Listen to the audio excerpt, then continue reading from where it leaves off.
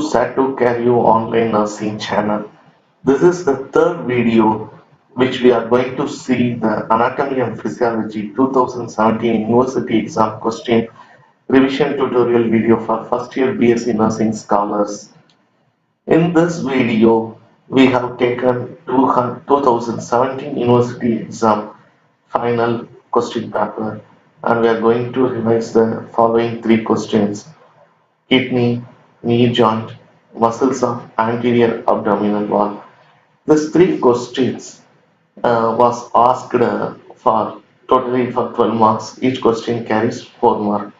In such condition, what we need to present in the paper and how we need to present these three questions, that we are going to see in today's tutorial. Now, let's go to the first question, kidney. First, you write the introduction about kidney. The kidney are there are two kidneys. The kidneys are paired retroperitoneal structures.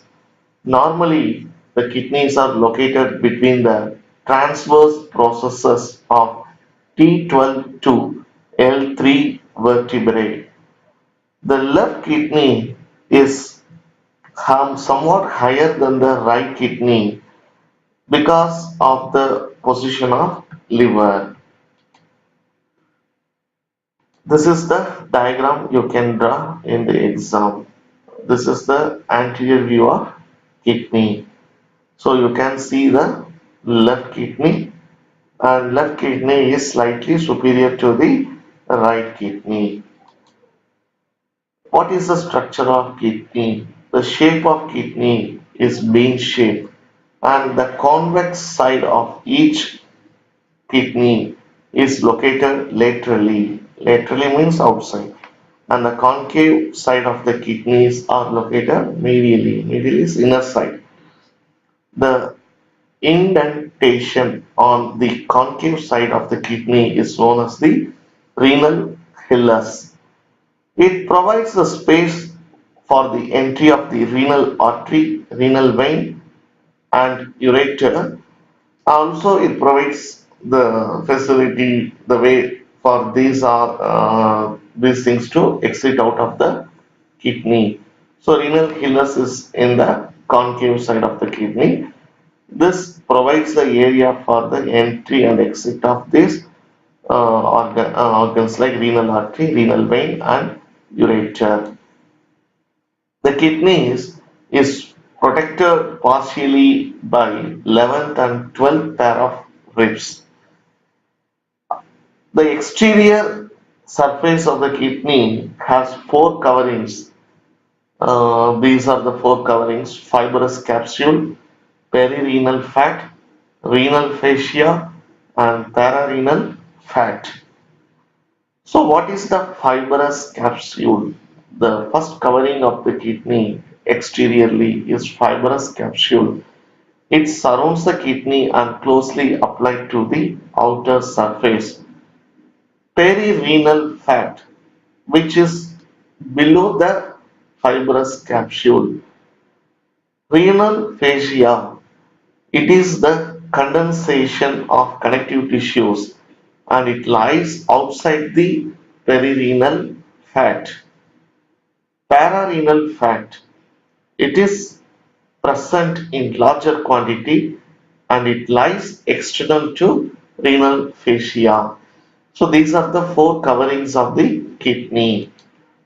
Now, the inner structure of the kidney has a type of cell known as renal parenchyma, and this renal parenchyma cell is divided into two areas: the outer cortex, the inner medulla. The cortex, you can see the anatomy of the kidney. When you draw this simple diagram in your exam, you will get very good mark. So please draw this diagram at the time of you write your exam. Kidney inner structure. Let's see the cortex. The cortex extends into the medulla, and the medulla divides into triangular shapes. These are called as renal pyramids. The apex of the pyramid is called renal papillae. Each renal papillae is associated with a structure known as minor calyx. So the cortex extends into medulla and it divides into a triangular shape that is called renal pyramids. The apex of the renal pyramid is known as renal papillae, and each renal papillae is associated with a structure called minor calyx. The urine which is produced in the kidney passes through the minor calyces and enter into the renal pelvis. The renal pelvis is a funnel-shaped structure, and from renal pelvis the urine drains into the ureter. From there it goes to the bladder for further storage. So this is how the urine produced inside the kidney is coming to the bladder for storage.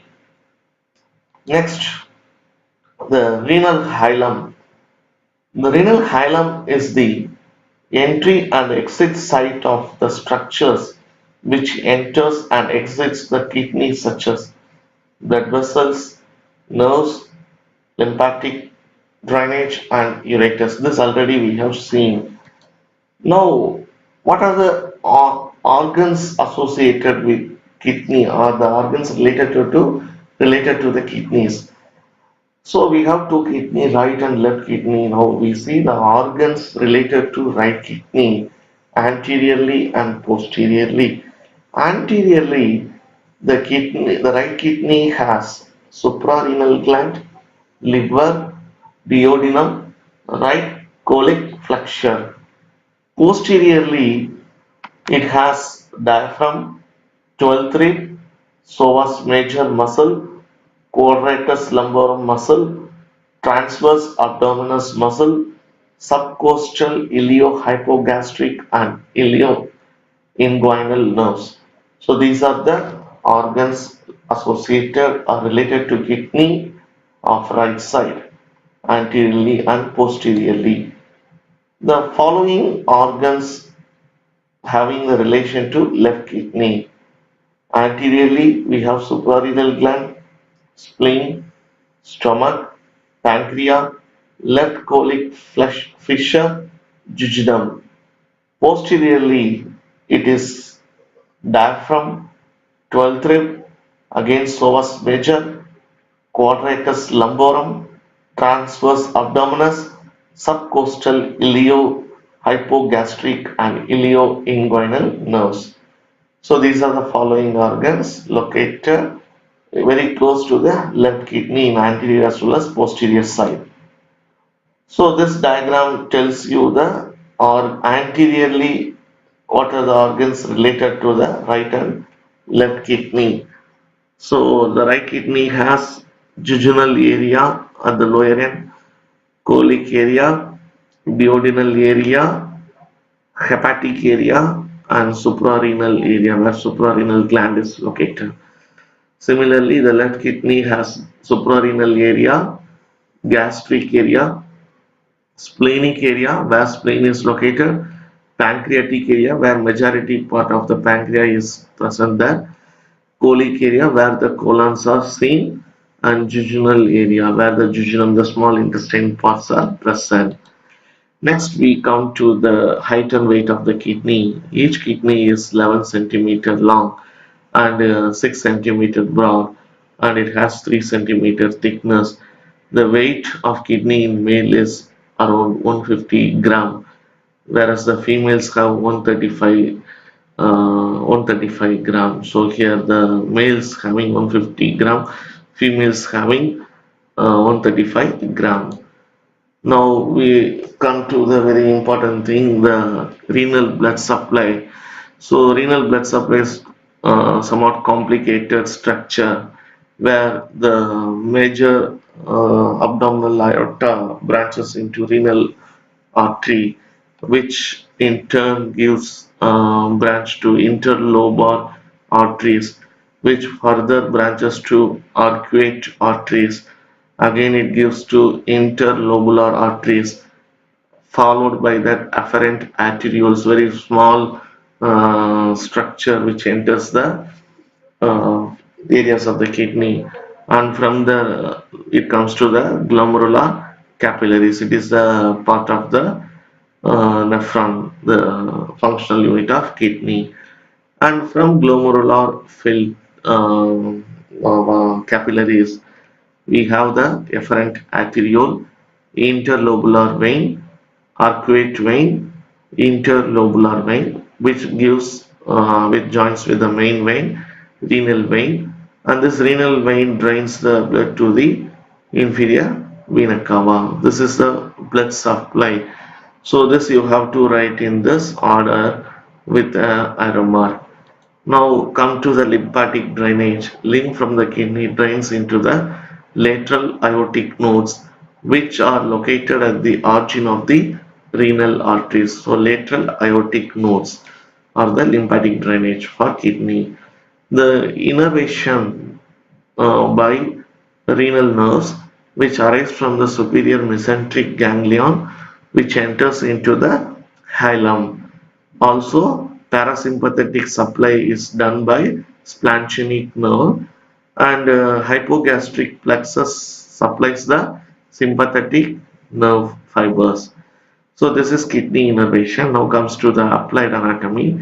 Some of the common clinical anatomy of the kidney is congenital anomalies such as horseshoe kidney. So in horseshoe kidney, the both right kidney and left kidney are joined together and it forms a horseshoe shape. And ectopic kidney, the kidney is not present in the normal position, it is present somewhat in abnormal position. Here, children can get problem like kidney stones, infection, ureter infection to the ureter and urethra. These are most common. And another problem is congenital polycystic kidney disease, where the renal tubules are abnormal.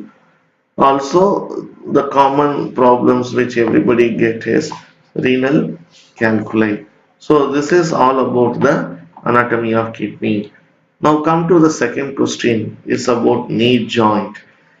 Knee joint. How to write knee joint in your exam. So when this question is asked for you, knee joint, so keep in mind knee joint is the largest and most complicated joint in the body, and it is a type of synovial joint which is present inside the synovial cavity. Synovial cavity is a sac-like structure where the joint is present and it is covered by synovial membrane, and some fluids are secreted which gives lubrication for the joint, which helps in the movement of the joints. The knee joint has the knee joint basically has a three types of subtypes of joint: medial condylar joint, lateral condylar joint, patellofemoral joint. These are the three joints which together forms a knee joint. Medial, I already told you, it is the inner side. Lateral condylar joint and patellofemoral joint. Now we see the another important thing about knee joint. So you have the knee joint between the three main bones: tibia, fibula, and also femur. In this tibia and what we can say femur has the major anatomical role. The fibula is not directly involved in this joint. Medial condylar joint lies between the medial condyle of the femur and medial condyle of the tibia. So condyle is the area of the particular the long bones condyle. Lateral condylar joint lies between the lateral condyle of the femur and lateral condyle of the tibia. As I told, fibula is not directly related to the knee joint. So medial condylar joint lies between the medial condylar region of the tibia and medial condylar region of the femur. Similarly, lateral condylar joint lies between the lateral condylar region of the femur and the lateral condylar region of the tibia. Also, there is a patellofemoral joint which lies between the patella, kneecap, and patellar surface of the femur. So this we can see in the later diagrams. Before that, the knee joint is comes under another category of modified hinge joint. What is that hinge joint? Because most of the joints do the movement of extension and flexion, but the hinge joint also do some other movements, additional movements apart from the flexion and extension. So come to the ligaments of the knee joint. Every joint attached to the muscles with the help of ligaments. The four main ligaments which stabilize this joint are medially there is a medial collateral ligament, laterally lateral collateral ligament. Also there is a posterior, anterior, and posterior cruciate ligaments. So these are the four specific ligaments related to the knee joint. Medial collateral ligament lies medially, lateral collateral ligament lies laterally. These two ligaments stabilize the knee joint against angulation and translation. What is that angulation? Angulation is a like we can see, it is a method of describing the alignment of the long bones.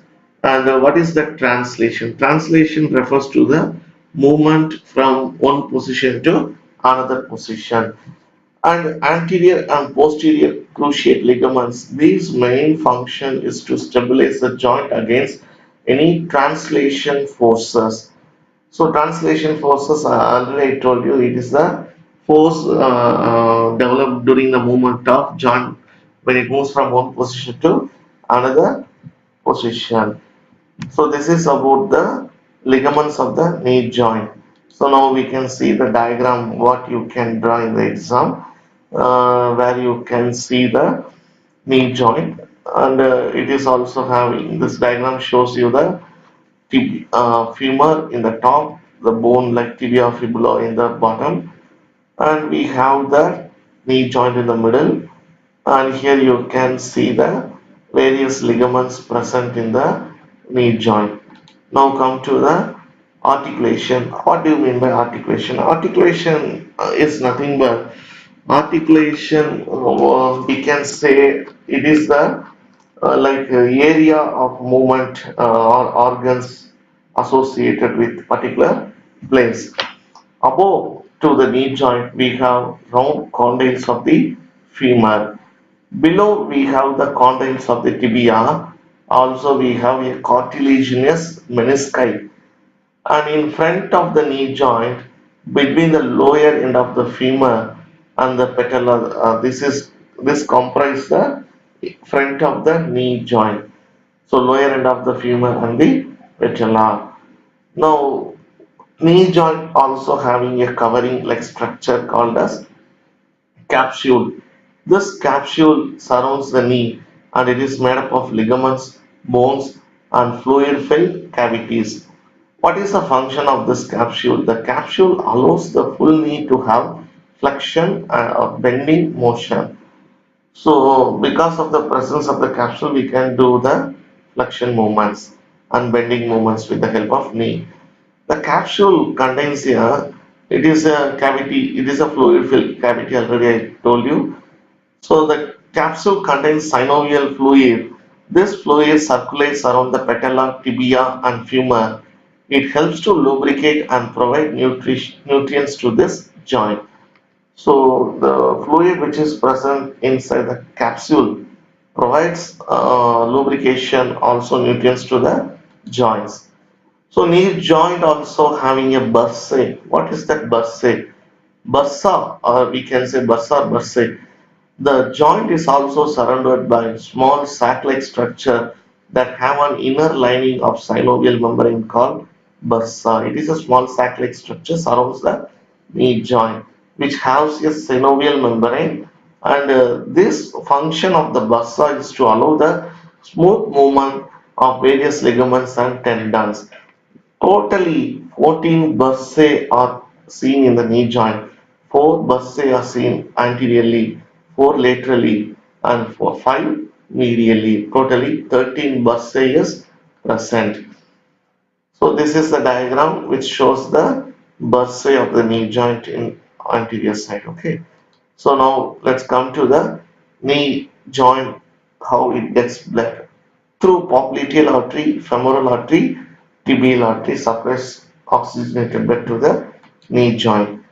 The knee joint is getting the nerve supply from femoral nerve, tibial nerve, common peroneal nerve, and obturator nerve. These are the following nerve supplies innervation to the knee joint.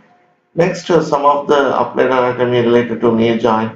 Bursitis, inflammation of the bursa, meniscus tears. We have seen that medial meniscus, lateral meniscus. If there is any tear, it is a sports injury. That is another common problem. Ligamental tear when you apply more pressure to your knee joint, and also dislocation of the knee joint is common. So this is how you can present the knee joint anatomy in your question paper. The last question of the anatomy section of 2017 question paper is the muscles of the anterior abdominal wall. Anterior abdominal wall muscle has three thin sheets: external oblique muscle, internal oblique muscle, transverse abdominis muscle, and these muscles are present exterior to interior. Means that from outside to inner side these muscles are present. Now we see the muscles of abdominal wall is having another one type of muscle. This muscle is known as rectus abdominis muscle. What is the difference? This muscle runs in a vertical. It is a wide vertical muscle that is called rectus abdominis muscle. Now we see this muscle in detail in diagram. This is the anterior abdominal wall, which we can see this muscles. The white is called the white color layer of the muscle is called linea abs. Linea albs. We can say linea alba. Now we are seeing the transverse abdominis muscle, and we are seeing here internal oblique muscle, which lies inside the external abdominal muscle, and rectus abdominal muscle runs vertically. This is rectus abdominal muscle. Now come to the external oblique muscle. External oblique muscle is the largest part of the trunk area. Each side of the body has an external oblique muscle. When you write the answer for the muscles, you need to concentrate on origin of that muscle and where it is inserted. So this external oblique muscle originated from anterior angles of lower eighth rib, and it is inserted into anterior iliac crest and abdominal aponeurosis to linea alba. What do you mean by aponeurosis? Aponeurosis is a sheet of purely white fibrous tissue where it is a flat area where majority part of the muscles are attached to that particular area, which is called aponeurosis. So this is about external oblique muscle.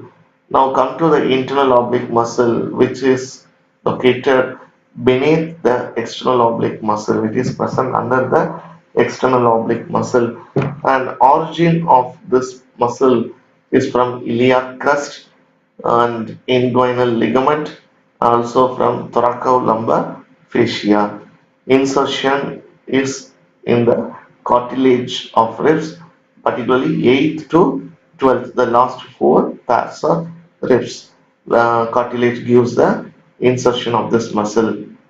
So here you are seeing the internal oblique muscle. So last four pairs, the insertion, you are seeing that it is inserted, the muscle which starts from the iliac crest, inguinal ligament, which runs upside and it is attached to the last four ribs, cartilages.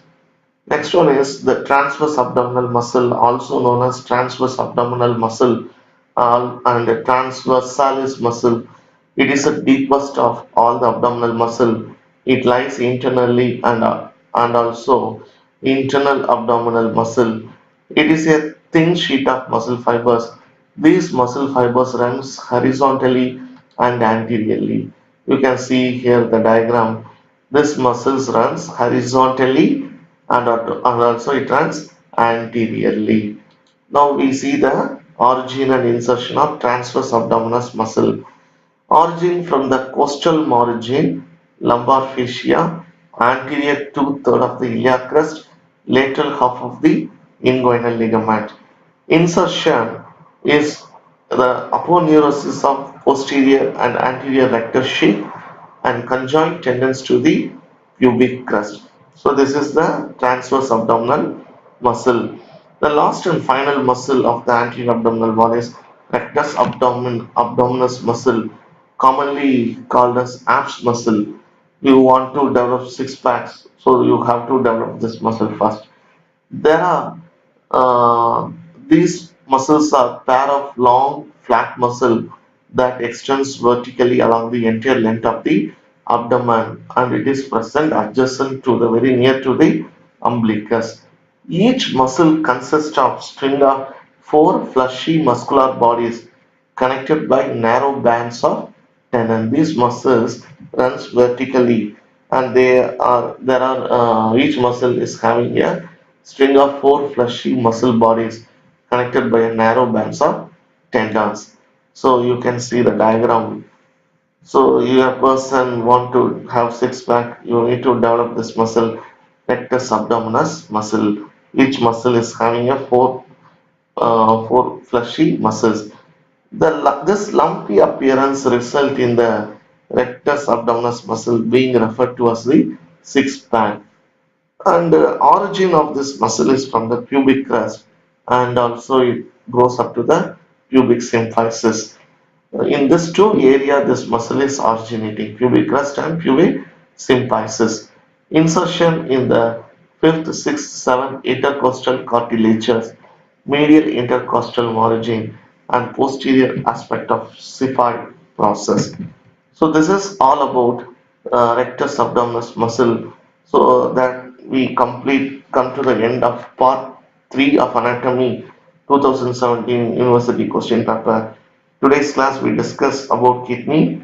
Next we gone to the knee joint, and we finished with the anterior muscles of anterior abdominal wall. Hope you like my lecture. In next lecture video, we go and see the physiology questions of 2017 university exams. Hope you enjoyed this video. You like my channel, Satu Caryu Online Nursing channel. Also subscribe, like and share the video with your friends. Hope you enjoy. Bye.